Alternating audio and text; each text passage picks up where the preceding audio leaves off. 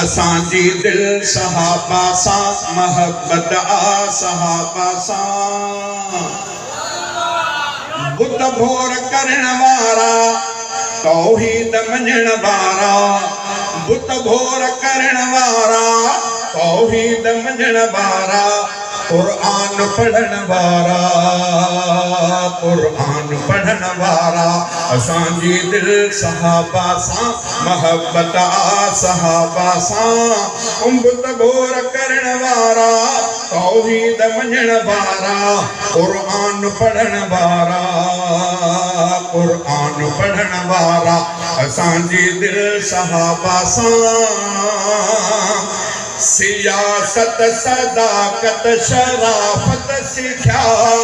हबीबे खुदा का हिदायत सिख्या सियासत सदाकत शराफत सिख्या हबीबे खुदा का हिदायत सिख्या उन्हनि दीन कामिल जी तबलीग कई संदन उमिरि इन कम में गुज़री वई इस्लाम पुॼाए विया अरबीअ सां निभाए विया इस्लाम पुॼाए विया अरबीअ सां निभाए विया ऐं रब परचाए विया ऐं रब परचाए विया असांजी दिल सहाबा सां मोहब्बत आ सहाबा सां बुत भोर करण वारा तौहीद मञण वारा कुरान पढ़ण वारा कुरान पढ़ण वारा असांजी दिल सहाबा सां जे दुनिया में रब खे सुञाणे विया वॾा मर्तबा मान माणे विया जे दुनिया में रब खे सुञाणे विया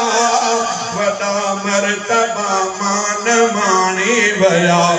जहाननि जा सींगार जन्नत अंदर मुहाजिर ऐं अंसार जन्नत अंदर अरबीअ जी मिलन महफ़िल अल्लाह हुयन मंज़िल अरबीअ जी मिलन महफ़िल अल्लाह अथन मंज़िल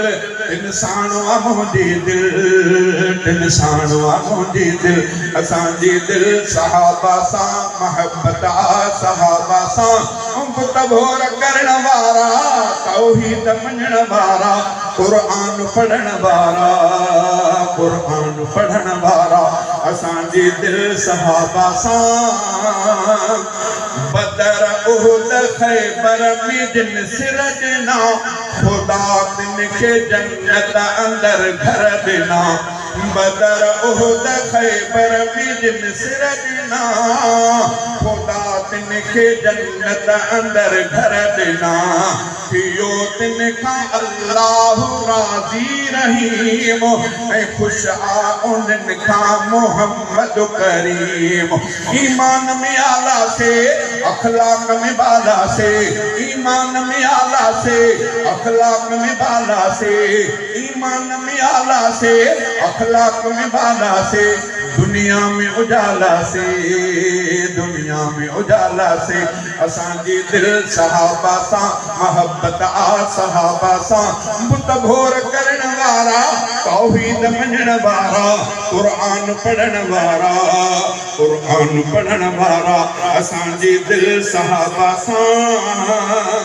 मुसलमान दिन जी था अज़मत मञनि ऐं तारीफ़ जा था